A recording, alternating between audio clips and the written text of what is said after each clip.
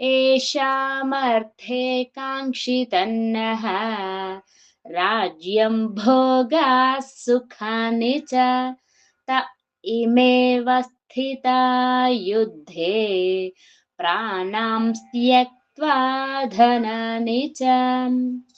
ఈ శ్లోకము భగవద్గీతలోని మొదటి అధ్యాయంలో 33వ శ్లోకం.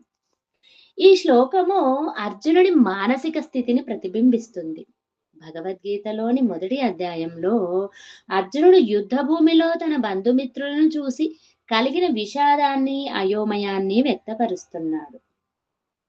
గోవిందా, మనకు రాజ్యం వల్ల భోగాల వల్ల ఆఖరికి ఈ జీవితం వల్ల ఏం లాభం?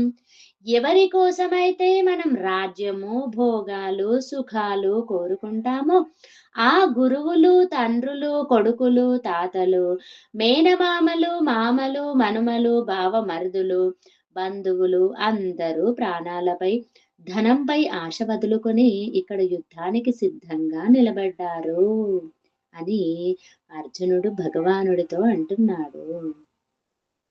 ఈ శ్లోకంలో ఉన్న లోతైన అర్థం ఏంటంటే సంబంధాల పట్ల మమకారము.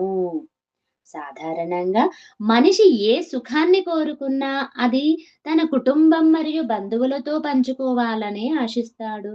రాజ్యము భోగాలు సుఖాలు అనేవి కేవలము తన స్వార్థం కోసం కాకుండా తన వారు సంతోషంగా ఉండాలని కోరుకుంటాడు.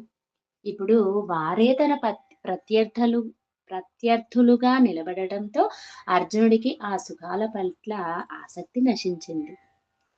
రెండవది త్యాగము యొక్క వ్యర్థత.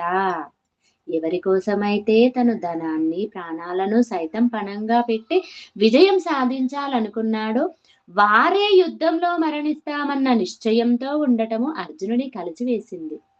ప్రాణాలను ధనాన్ని వదులుకొని యుద్ధానికి సిద్ధపడిన వారితో యుద్ధం చేసి నేను పొందే విజయం వల్ల కలిగే సుఖం ఏమిటి అనే ప్రశ్న అర్జునుడిని వేధిస్తుంది.